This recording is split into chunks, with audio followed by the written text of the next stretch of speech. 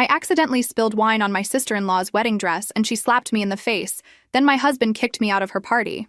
My first mistake that night was pretending I felt comfortable walking into that house at all.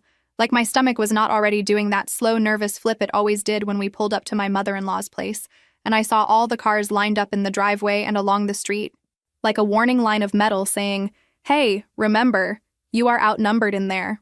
My husband was humming along to some song on the radio, tapping the steering wheel like this was any regular family dinner, and I sat there smoothing my dress over my legs, pretending I did not feel like I was walking into a performance where everyone had already decided I was the wrong actress for the role.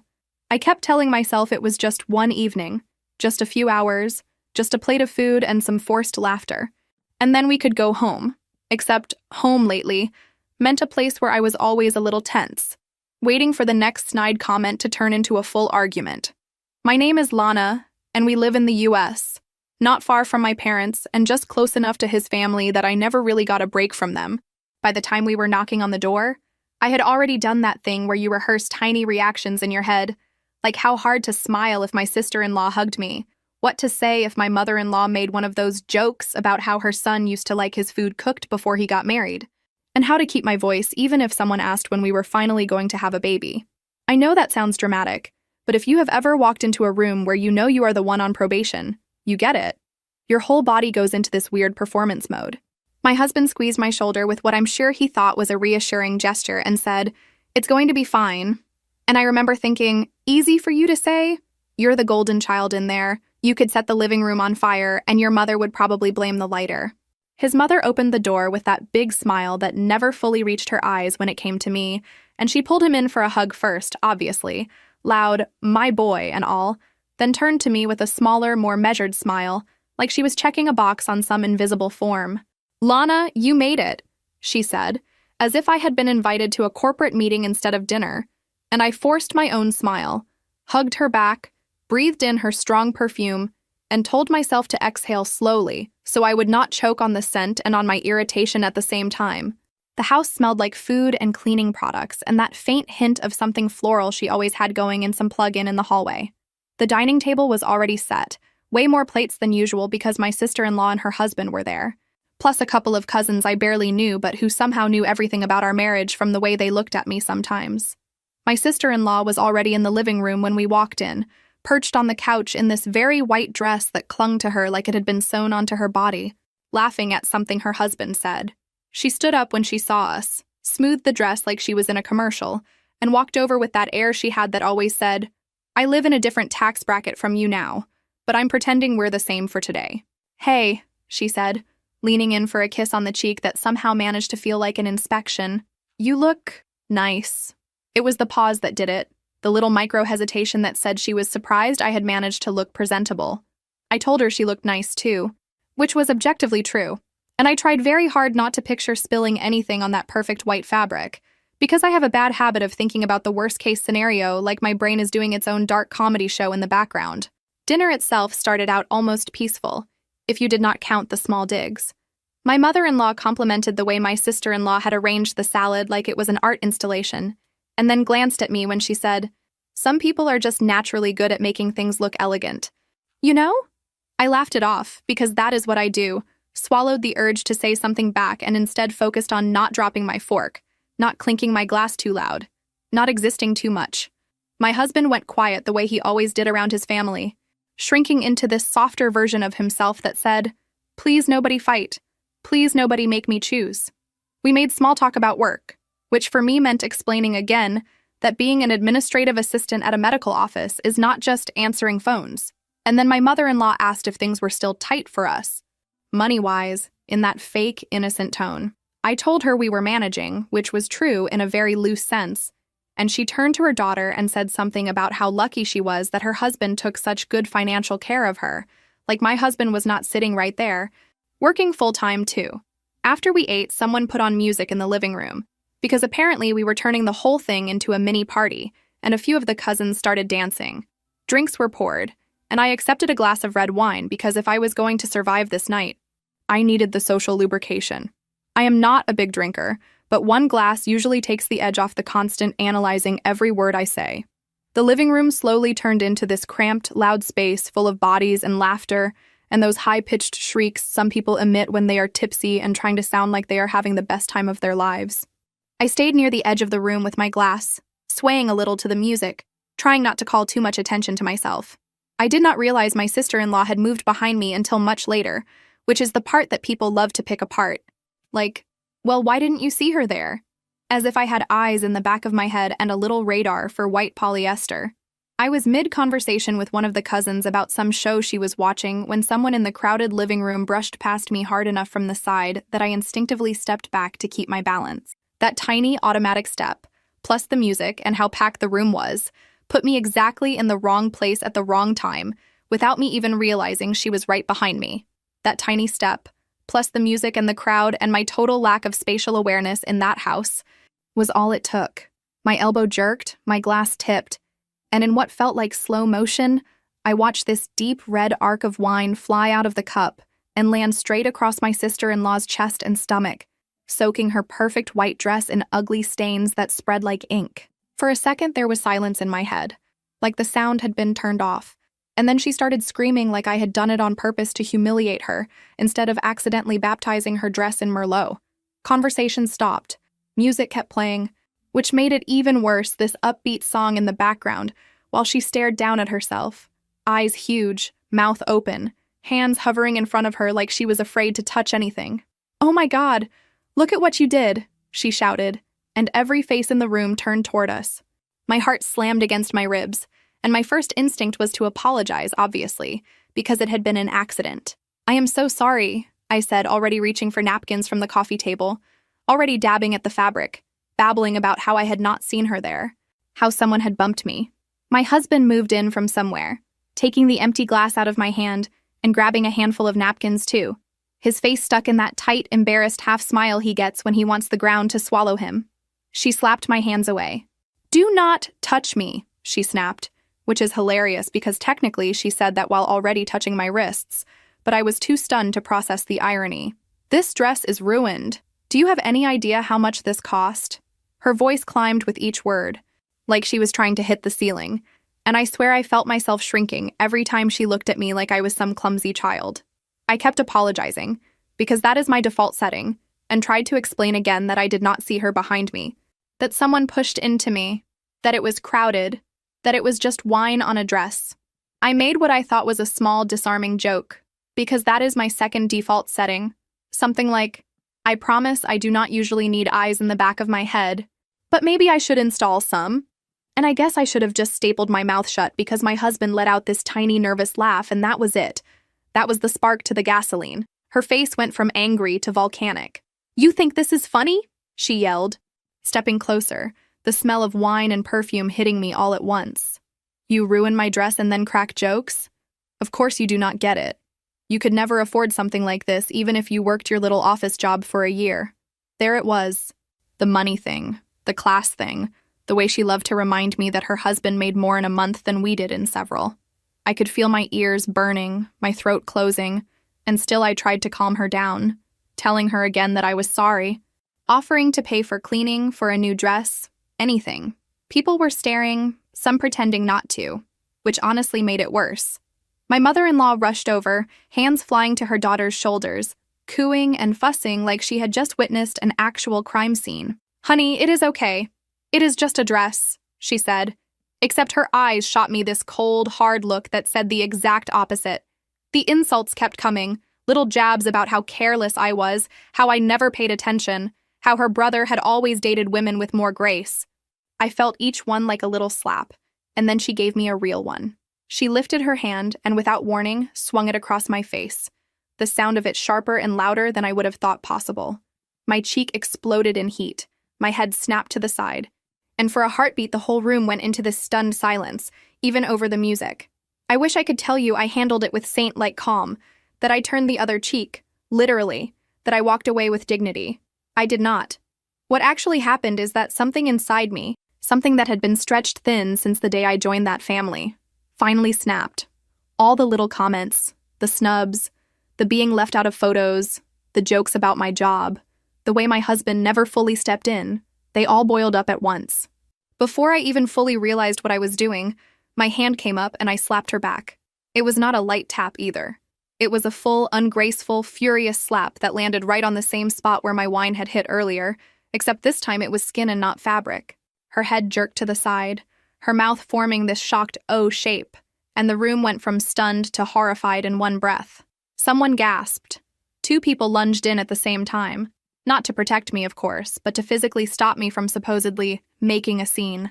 My husband said my name like I had just thrown a baby out a window, and my mother-in-law rushed between us like I was some wild animal she needed to protect her precious daughter from. "What is wrong with you?" My mother-in-law yelled at me, checking her daughter's face with dramatic little pats. "You hit her! You actually hit her!" She said it like I had attacked her out of nowhere, like we were all just standing around being polite, and I had suddenly decided to commit violence for fun. My cheek still throbbed where her daughter had hit me first, but nobody seemed particularly concerned about that. My sister-in-law started crying, big noisy sobs that sounded theatrical even through her very real anger, and she kept repeating, "She hit me back. She hit me," like she was the victim of a one-sided attack. My father-in-law hurried in with a bag of ice from the kitchen, telling her to hold it against her face, while shooting me a look that could have burned a hole through the floor. My husband finally stepped fully into the circle, but not on my side. "Lana, what were you thinking?" he asked, voice low and furious, like I was a kid who had misbehaved in public. "You cannot just put your hands on my sister like that." I stared at him, honestly amazed, and said, "She slapped me first," one hand still pressed to my stinging cheek, but it was like that detail had been erased from everyone's memory. My sister-in-law, clutching the ice to her face, still sobbed about her dress, about how expensive it was, about how I had ruined her night, her outfit, her mood. My mother-in-law kept muttering about disrespect, and in my house, and after everything we have done for you, which, by the way, is hilarious because the list of things they had done for me was very short and mostly involved criticizing my cooking. At some point, she straightened up, turned her body toward me in this very deliberate way, and said, "You need to leave." It took me a second to process that she was talking to me and not her own child who had slapped a guest first. But no, the villain of the evening had apparently been decided. "You cannot stay here after that," she added, voice shaking with outrage. "You assaulted my daughter." I opened my mouth to argue, to point out the extremely obvious fact that her daughter had hit me first. But my husband's hand was on my arm now, fingers tightening, and he whispered, "Maybe you should just go, okay? You made things worse." That sentence, more than the slap, more than the screaming, more than the icy stares from a room full of people who did not actually know me, is the one that really lodged in my chest. I swallowed hard, nodded, because I could see there was no version of this night where anyone suddenly turned around and said, "Wait, that was not fair to Lana." I grabbed my bag from the chair near the wall, my face burning, my chest tight, and walked out while people whispered behind their hands like we were in some bad soap opera. On the porch, the air felt colder than it had when we came in, or maybe that was just the adrenaline dropping. I pulled out my phone with shaking hands and ordered a ride through an app, my fingers moving on autopilot while my brain replayed the last 10 minutes on a loop. I checked my cheek in the front camera and saw a faint red mark, which somehow made me angrier, like my skin should at least show the full damage if everyone was going to act like I had started a war. The ride showed up in a few minutes, and I slid into the back seat, told the driver my address, and stared out the window as the house shrank in the side mirror. My husband did not follow me out. He did not call after me. He stayed in there with his crying sister and his furious mother and his father, who was acting like the dress had been a family heirloom soaked in blood instead of fabric covered in wine. On the way home, my mind did what it always does when something huge blows up. It started pulling up old files from the brain archive. Like the first time I met his family and his sister had grilled me about my job, asking how long I planned to stay in a position like that and if I had real ambitions. Like the holiday dinner where my mother-in-law had made a comment about how lucky my husband was that I at least tried in the kitchen because his previous girlfriend just ordered takeout, and the room had laughed even though I knew she did not mean it as a compliment to me or to the other woman.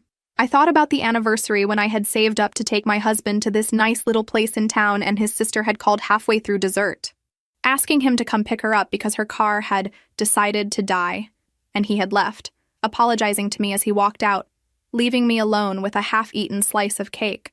When I had told him later that it hurt, he had said, "You know how she is? She needed me." Like my need for one uninterrupted night did not count. By the time I got back to our apartment, my head was pounding.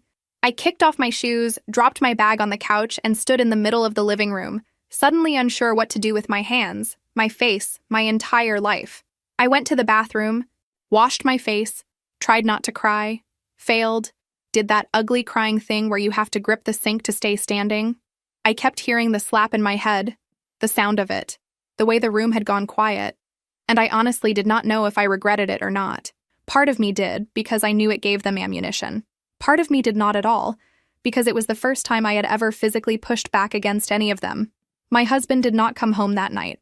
At first, I checked the time obsessively, telling myself he was just helping calm things down, that he would walk through the door any minute with some lame joke about how his family had overreacted. Then it got later and later, and the hope turned into this solid, cold thing in my chest. When my phone finally buzzed, around the time I would usually be brushing my teeth and scrolling aimlessly before bed, it was a voice message from him. I stared at the screen when I saw it, thumb hovering over play. I did not want to hear his voice say something I could not unhear. But of course I listened, because I am me, and I always listen. His tone in the message was tired, annoyed, and, honestly, condescending in that way that makes you feel like you are a teenager being lectured by a guidance counselor. He said his sister was really upset and that his parents were in shock, as if the person whose face had been slapped first was not sitting alone in our apartment listening to this. He said, "You should not have hit her back, Lana. That is not okay. I know she should not have hit you either. But you are older. You should have kept it together." I actually laughed when he said that. This bitter little sound that did not feel like it came from me. Older by what? A couple of years? And even if I had been 10 years older, how exactly does that make it okay for someone to hit me and not expect anything?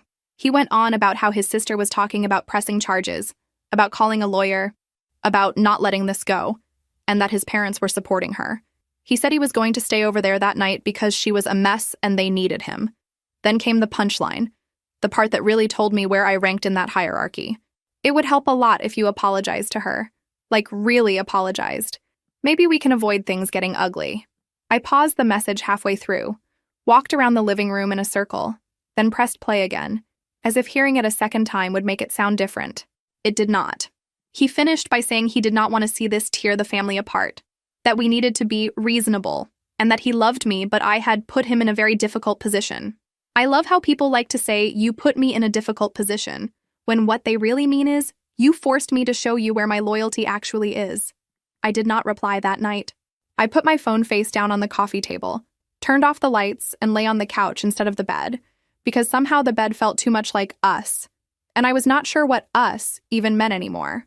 I stared at the ceiling in the dark, thinking about how many tiny choices had led me here, from saying yes to that first date with him, to saying yes to moving in together, to saying yes to marrying into a family that had never truly accepted me as one of theirs. By morning, the part of me that always tries to make things work had already started drafting apology speeches in my head, while the other part, the one that had slapped back last night, sat in the corner with her arms crossed, glaring. The two halves fought while I packed a small overnight bag. I did not exactly plan it like a dramatic exit. It felt more like survival. I grabbed a few clothes, basic toiletries, my work laptop, important documents I did not want to leave lying around, and put them into 2 bags. I left a note on the kitchen table, not some cinematic goodbye letter, just a few lines saying I needed space and was going to stay with my parents for a bit. Then I called a ride again because I live in a country where public transportation exists mostly as a rumor in certain neighborhoods, and headed to my parents' place across town. My mother opened the door in pajamas, her hair pulled up, surprise all over her face when she saw the bags. "What happened?" she asked, turning immediately protective in that way she has, even before she knows the details. I told her I would explain inside, and once we were in the living room, she sat on the edge of the couch while I paced and spilled everything. The wine, the dress, the slap, the second slap, the way everyone had turned on me, the message from my husband. By the time I finished, my throat was raw and my mother looked like she was trying very hard not to go drive over to my mother-in-law's house and start her own war. "She hit you first," she kept repeating, like saying it enough times might make it matter to someone other than us. "And your husband did not defend you? Not once?" When I shook my head, my father, who had been listening from the hallway, came in with his jaw clenched. "I am calling him," he said, pulling his phone out. My mother put a hand on his arm and said, "Wait, you are angry." And he said, "Yes, I am angry. What of it?" He called anyway, because my father is not really a wait until you calm down kind of person when his kid is crying in front of him. I sat there listening to one side of the conversation, my father's voice hard as he told my husband that hitting me was unacceptable, that standing there while his sister hit me was unacceptable, that expecting me to grovel after being hit was, you guessed it, unacceptable. From the short pauses and my father's expressions, I could tell my husband was saying all the usual things on the other end, about not wanting to escalate, about family being complicated, about me overreacting. My father finally said, "She is staying here for now. We will talk about next steps when you are ready to take responsibility for your part in this," and hung up before my husband could respond. Later, when it was just me and my mother again, she sighed and said the thing mothers say when they are trying to be honest but gentle. "You know I never liked the way they treated you," she admitted. "I kept hoping it would get better after the wedding." I laughed at that, wiped my nose, and said, "Yeah, I kept hoping that too." Then, because I needed to hear it from someone else, I asked, "Do you think I was wrong to slap her back?" My mother hesitated, then said, "I think it was a mistake, but I also think people can only take so much. It does not make you some monster. It makes you human." At some point that afternoon, curiosity got the better of me, and I opened a search page on my phone, typing in things like "slap at family party assault" and "can someone press charges over slap if they hit first?" Because apparently this is what being an adult looks like now, Googling your potential legal exposure while sitting on your parents' couch. Most of what I found made me feel both better and worse. Better because a single slap in a private setting with mutual contact is unlikely to end in anyone being thrown into a cell, especially when there are witnesses to the first hit. Worse, because the idea of my face and my name being dragged through any kind of formal process made my stomach twist. Rather than sit there waiting for my sister-in-law to make the next move, I made one of my own. I opened the same payment app my husband's family loved to use to split dinner bills and send requests for $5 here and $10 there, and I looked up my sister-in-law's profile. I checked a few listings for similar designer dresses, almost choked when I saw the price range, and then sent an amount high enough that nobody could accuse me of pretending it was a cheap fix, plus extra for cleaning. In the note I typed, "For the dress from last night, I am paying for the damage. That is all I owe you." It felt petty and generous at the same time, which is a very weird combination. But at least it meant if she tried to claim I destroyed her property and did nothing, I could prove otherwise. Money cannot fix the fact that someone slapped you across the face in front of a room full of people, but at least it can close one small door of argument. Over the next couple of days, the fallout really started to show in all the boring practical places. Starting with the card I used for household expenses, the one under his name, with me as an authorized user that we had always treated as our default household card, suddenly not going through anywhere. I found out at the grocery store, which is always a fun and not at all humiliating place to discover your financial wings have been clipped. I had to pull out my own personal card, which I use mostly for emergencies, while the cashier politely pretended not to notice the declined message on the screen. When I called the company later, they told me my husband had removed me as an authorized user. No warning, no discussion, just good luck paying for things on your own while we decide whether you are worthy. Then there were the messages. My mother-in-law wrote a long one about how disappointed she was in me, how she had opened her home to me, and this was how I repaid her. How, in our family, we do not solve problems with violence. I read that part 3 times, staring at it like maybe the words would rearrange themselves into something honest. Like, in our family, we allow our favorite child to hit whoever she wants without consequences. One of my husband's cousins, who had been at the party, sent a shorter message saying she did not want to take sides, but it really did not look good when I slapped back. I typed and deleted several responses before settling on, "You saw her hit me first, right?" And the cousin replied with a weak, "Yeah, but she was drunk and upset. It was an accident." That word, accident, made me laugh in that hysterical way that is not really about humor. My wine spill had been an accident. Her hand connecting with my face had not been an accident. You do not accidentally wind up with your palm on someone's cheek with enough force to leave a mark. But sure, let us call that an accident and my reaction a crime. The kicker was the family group chat. I watched the little notifications trickle in over the next mornings and nights, messages flying back and forth between their names, all of them talking as if I was not even there. Every time I tried to respond, to clarify, to say anything, the chat went quiet until I stopped typing, and then they went back to discussing their weekends, their plans, some new recipe my mother-in-law was trying. They basically ghosted me in a chat I could still see, which takes a special kind of cruel. There was a moment in all of that where I thought, maybe I should just apologize. Maybe that would calm everything down. Maybe I can live with pretending I was fully at fault if it means not having my whole life explode. It is wild what we are willing to consider when we are scared of being alone. But then I remembered my husband's message. The way he had said I had put him in a difficult position, and something in me solidified. I called a lawyer. Not a fancy one. Not someone that charges by the minute in a glass tower. Just a regular attorney who handles divorces and simple disputes, whose office is in a plain building with a faded sign. I told him what had happened. The slap, the threats about pressing charges, the sudden money games, and I asked what my options actually looked like, not through the lens of my husband's family drama, but through the law. He listened, asked questions, took notes, and then told me a few straightforward things. 1. If my sister-in-law tried to file a complaint, the fact that she hit me first and there were witnesses to that would matter. 2. Using shared finances as a way to punish or control a spouse is not a good look for my husband if things did go to court. 3. If I wanted to separate, I did not have to ask anyone's permission. And given that we did not have kids or complicated assets, it could be legally simple even if emotionally messy. Walking out of that office, I felt both terrified and strangely powerful.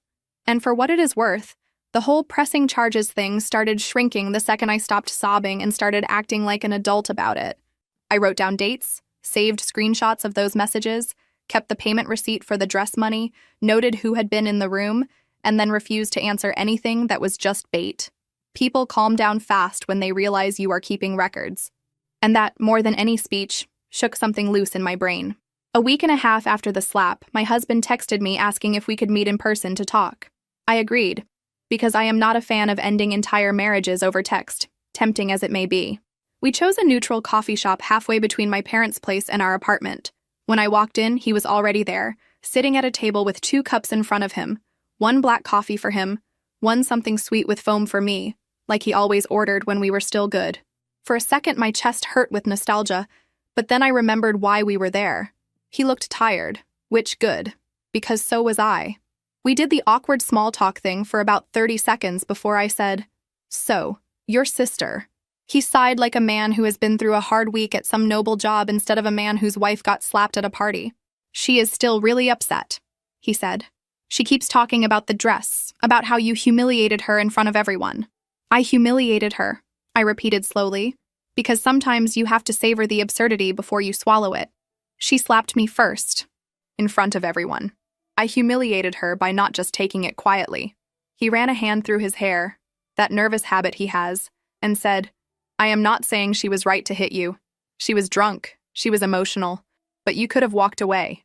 You are the adult in the room." "I am not her babysitter," I snapped, louder than I meant to, and a couple of people at nearby tables glanced over. "I am not responsible for managing your grown sister's emotions, so she does not commit assault in the living room. I am your wife. Or I was, depending on how this conversation goes." Saying that out loud made his face flinch, just a little.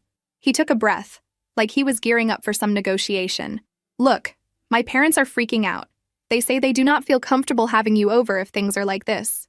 My sister says she will not come to any family events if you are there. They are talking about, like, cutting me off if I do not stand with them on this."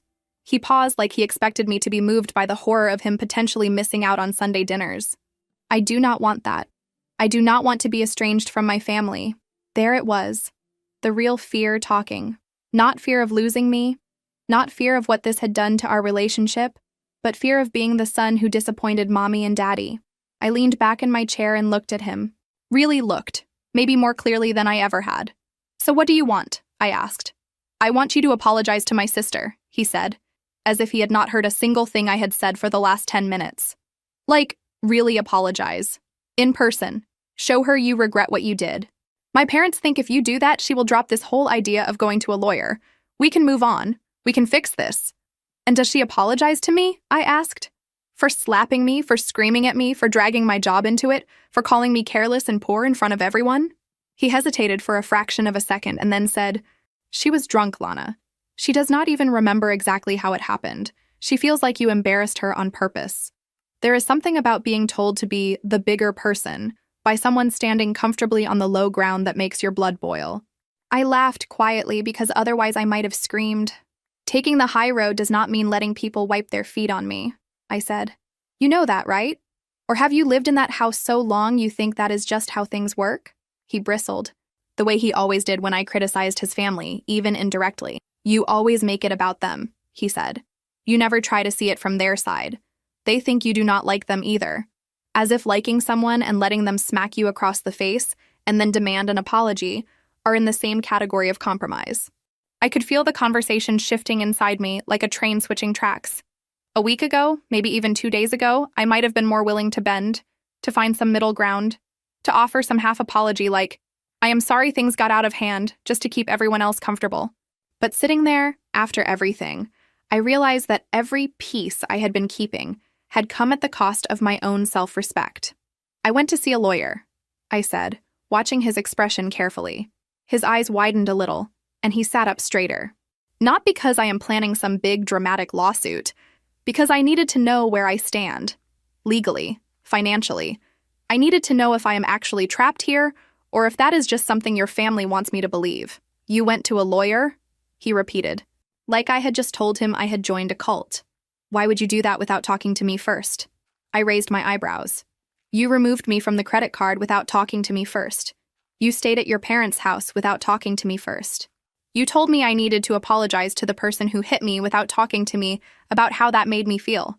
So forgive me if I did not feel like I had a partner to consult before figuring out how to protect myself. He opened his mouth, closed it, then said, So what? You want a divorce now?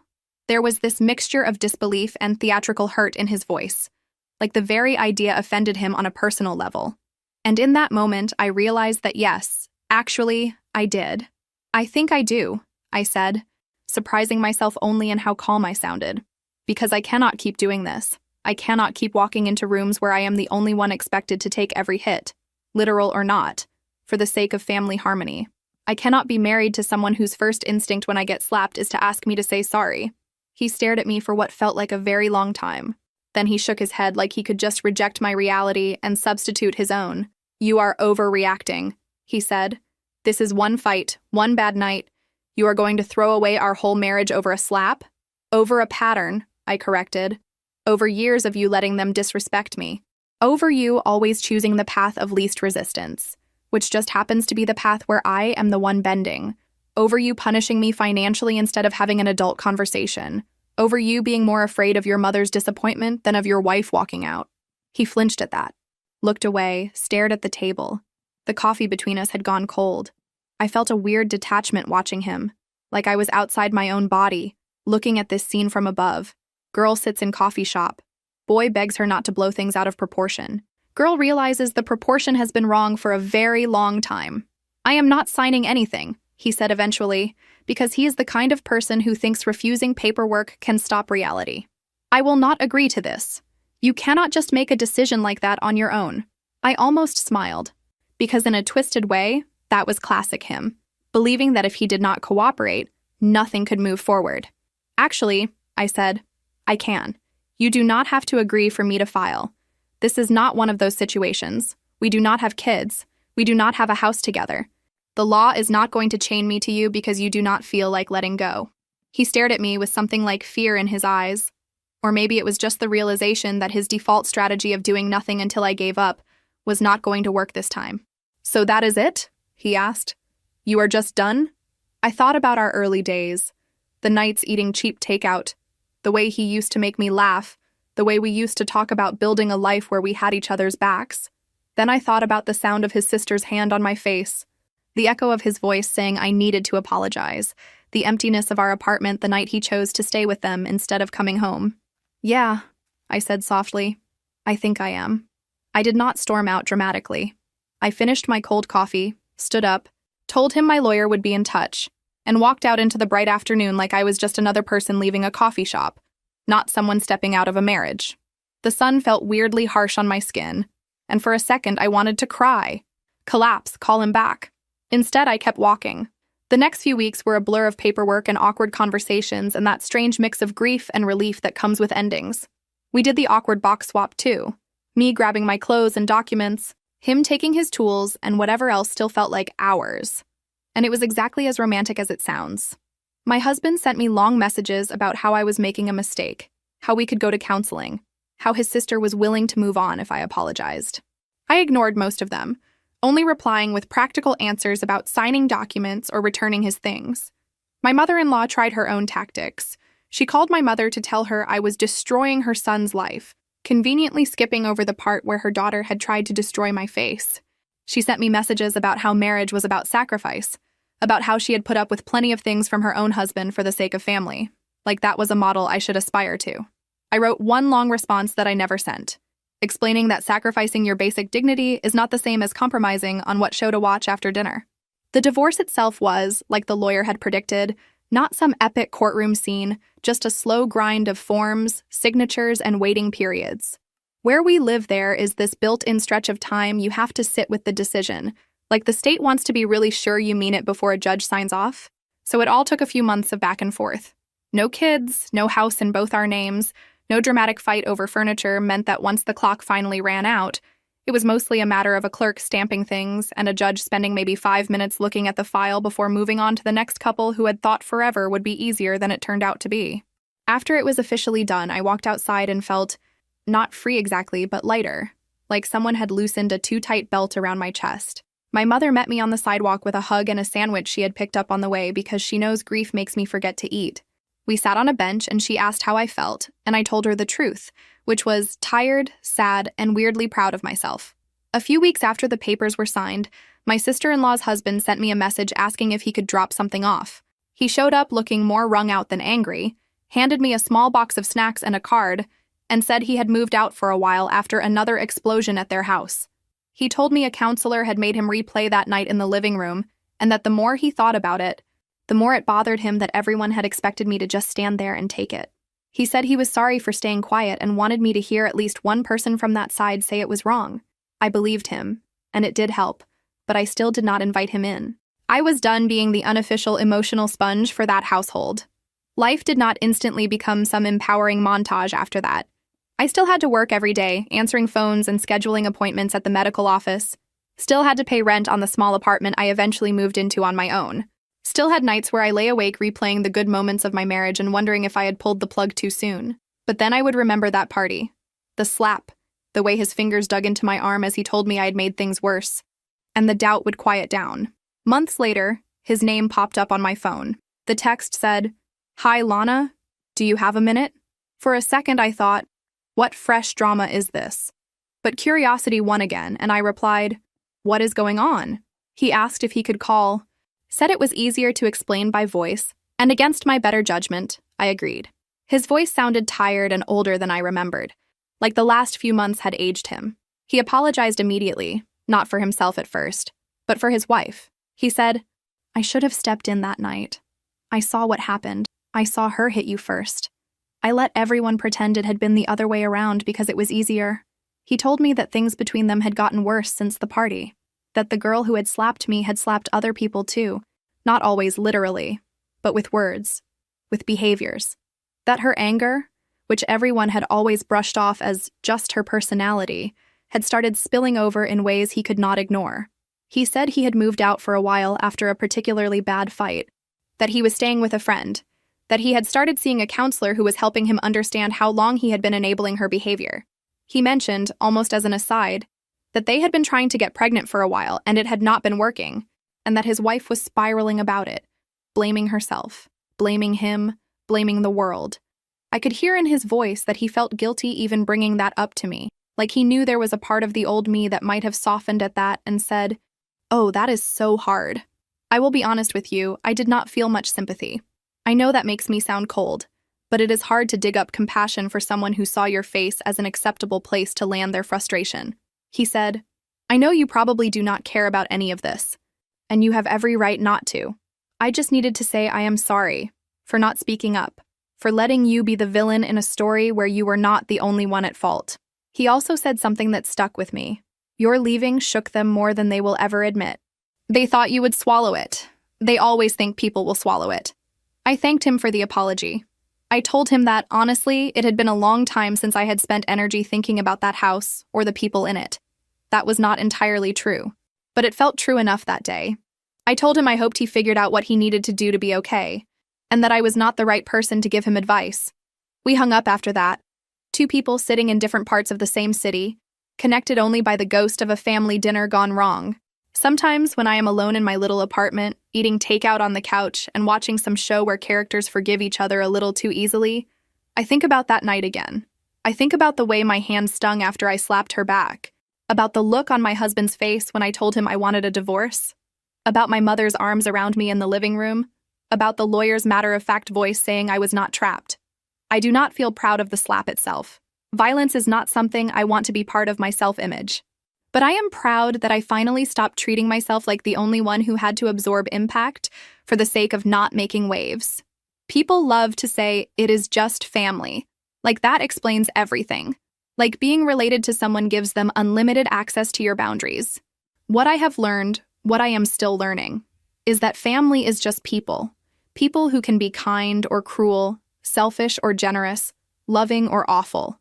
And I get to decide, for the first time in a long time, which people I let into my life and which ones only exist anymore as characters in a story I tell to remind myself that I did not imagine it, that it really happened, that I really walked away.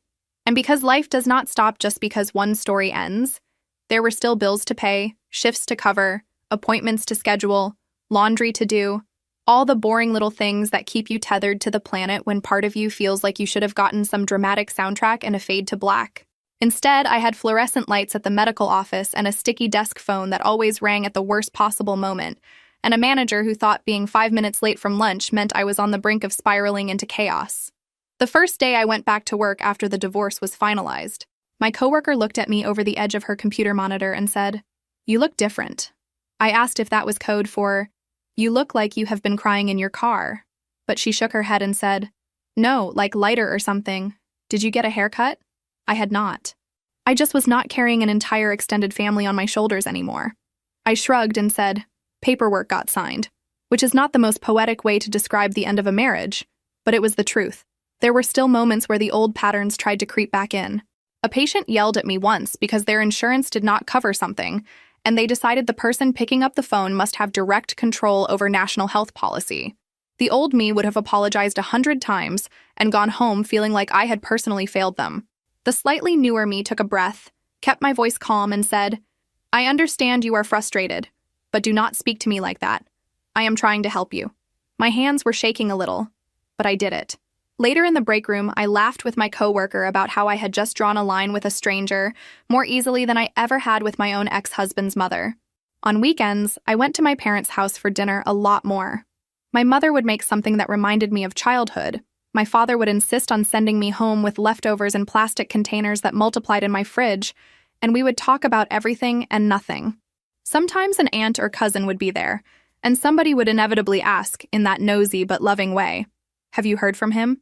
Meaning my ex. I would say yes or no depending on the week, and there would be a round of clucking tongues and a few jokes about him regretting it when he realized what he had lost. But nobody ever told me I should have stayed, that I should have tried harder to make his family like me. One night, my uncle made a comment at the table about how marriage is hard, but you have to endure it. And for a second, I felt that old sting, like maybe I had failed some test. Then I looked around and saw my parents watching me, not with judgment, but with this quiet support, and I said, "There is a difference between working through problems and letting people treat you like you are disposable. I am done with the second thing." The table went a little quiet. Then my aunt raised her glass and said, "Amen to that." And the conversation moved on. Nobody banned me from their house. Nobody told me I had made things worse. It was such a small, normal moment, but it felt like a tiny repair in my brain. Every now and then, late at night when my brain wanted something to chew on, I would type in their names and scroll. I saw pictures from birthdays and holidays, my ex smiling with his arm around his sister, my mother-in-law's captions about family first, and nothing more important than being together. Sometimes I would feel this weird hollow ache in my chest, like I had been cut out of a photograph and the outline was still there. Other times I would roll my eyes so hard I thought they might get stuck. One post in particular stuck with me for days. It was a picture of my sister-in-law in another white dress, not quite as dramatic as the one from that night, but close. The caption was something like, "Some people try to bring you down, but you just keep shining," with a little line about true elegance cannot be ruined. It did not mention me by name, obviously, but I could feel the subtext all the way through the screen. I stared at it for a long moment, thumb hovering over the block button, and then I put my phone down and went to wash the dishes instead. The next morning, I finally muted all of them. Not blocked, because a tiny petty part of me still wanted to know if any of them ever posted something like, "Remember that time we were all wrong?"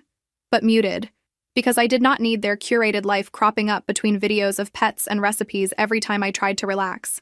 Therapy helped too, even though I went in half skeptical at first. I sat on a couch in a small office that smelled like tea and old books, across from a woman who asked me questions that made me feel both seen and uncomfortably exposed. She asked about my marriage, of course, but also about my childhood, about how conflict was handled in my family growing up, about who was allowed to be angry and who was told to be the bigger person. Turns out I had been training for this role long before I married into that family. We talked about the way I used jokes to diffuse tension, how often I apologized for things that were not my fault, how quick I was to believe that if someone was unhappy, it must somehow be because I had failed them. At one point, she said, "It sounds like you learned that smoothing things over was your job." And I laughed and said, "Congratulations, you have just met the employee of the month." I cried in that office more times than I would like to admit, but I also laughed. And slowly, session by session, the slap became a moment in a larger pattern instead of the defining drama of my life. My ex did reach out again, more than once. The messages shifted over time. At first they were angry, accusing, full of lines about how I had overreacted and ruined everything. Then they got softer, more pleading, telling me he missed me, reminding me of our early days, promising his family was willing to start fresh. He never used the words, "I was wrong," though. Not once did he say, "I should have defended you." It was always, "We all made mistakes," in that vague way that spreads blame around, until nobody has to actually hold it. One afternoon, months after the divorce, he called instead of texting. I almost let it go to voicemail, but something in me wanted to hear what his voice sounded like now. He sounded tired, stressed, and for a second, my heart did that little nostalgic twist again, remembering late nights when we were broke and laughing and in love. Then he said, "Things have been really rough since you left," and not in a "my eyes are opened" way. More in a "I want to vent to you about the family you escaped" way. He told me his sister had gotten into a bad fight with their mother over something small that had turned big, that she had thrown a glass against the wall, that their father had finally yelled back instead of babying her, that the house had turned into a war zone for a week. "Sometimes I think you leaving started all this," he said. And for a second I almost took that as blame, until I realized there was another way to hear it. "Maybe me leaving just meant nobody was there to absorb it for them anymore," I said. There was a pause on the line, long enough for me to wonder if he had hung up. Then he sighed and said, "Maybe." It was the closest he ever came to acknowledging what my role had been in that mess. He asked if we could meet, just to talk, just as friends, just to get closure. I told him gently but firmly that my closure had come in the form of a stack of signed papers and a life I was patching together without him. "I hope you figure your stuff out," I said. "I really do. But I cannot be the person who listens to you complain about the house I used to be emotionally trapped in. That is not fair to either of us." He sounded hurt, but he did not fight me on it. We said goodbye. I hung up and sat on my couch staring at the blank television screen for a while, letting the quiet settle around me. Then I got up, made myself some dinner, and put on a show that had nothing to do with family drama, just people baking elaborate cakes and being nice to each other for a change. The first big holiday season after the divorce was strange and a little raw. I had spent so many years splitting time between my parents' house and my in-laws' house, juggling schedules, trying not to offend anyone with whose table I sat at and for how long. Suddenly, I had exactly one place to be, and there was a certain relief in that. No frantic clock watching, no forced smiles in living rooms where people wanted me to shrink. Just my parents, a couple of relatives, and me. On Thanksgiving, my mother brought out a bottle of red wine and raised an eyebrow at me with a tiny, mischievous smile. "You sure you are okay with this?" she asked, waving it like a prop. "We can keep it away from white dresses." I burst out laughing. Real laughter this time. Not the brittle kind. "As long as nobody slaps anyone," I said. "I think we are good." My father, who had been unusually quiet about the specifics of the slap beyond his initial anger, reached over and squeezed my hand. "Nobody is slapping my kid in my house," he said. "If they try, they can see themselves back out the door." It was such a simple sentence, but it hit me right in the chest. The younger version of me, the one who had tried so hard to earn that kind of protection from my ex's family, felt seen in a way she never had over there. Little by little, the story of that night shifted in my own mind. At first, it had been this horrible thing that happened to me, all capital letters. Then it became the night everything blew up. Then slowly it became just one chapter in a longer story of learning to stop making myself smaller so other people could feel big. I started telling the story differently when friends asked, less like a confession and more like a case study in what happens when you finally say enough. There were still messy parts, of course. Dating again was weird. The first time I went out with someone new, I spent the whole time waiting for him to ask about my family, about my ex, about what had happened. When he did, I gave him the short version, watching his face carefully for any sign of, "Wow, you sound like the problem." Instead, he said, "Damn, that sounds rough. Good for you for getting out," and then asked me what kind of music I liked. I almost cried into my drink out of sheer relief. Walking away did not turn me into some shiny new version overnight. Most of what came after looked boring. Work, laundry, calling my mother, therapy sessions picking apart years of me saying, "It is fine," when it was not. Some mornings I missed the idea of my old life, until I remembered that slap and the way nobody moved until I hit back. Little things started changing first. I stopped automatically volunteering for every awkward family obligation on my side. I stopped answering messages from my former in-laws, even the neutral ones. I learned to let other people sit in the silence they created instead of rushing to fill it with apologies. I still slip up, still catch myself rehearsing explanations in my head for decisions that do not actually need a committee vote, but now there is this louder part of me that goes, "No, we are not doing that again," and I listen to her more than I used to. If there is a point to all of this, it is probably smaller than people like to make it. It is not about never spilling wine or avoiding certain kinds of families, even if both sound tempting. It is about the moment you realize that staying quiet has never once protected you from being hurt. It just made it easier for everyone else to pretend they did not see it. The night I got slapped in that living room and finally slapped back did not make me a hero, but it did rip open the neat little story I had been telling myself about what I had to tolerate. Leaving finished what that moment started. Now, when I walk into my own place and drop my keys on the table, there is nobody waiting to see how much I am willing to swallow to keep the peace. Some days that feels lonely. Most days it feels like air.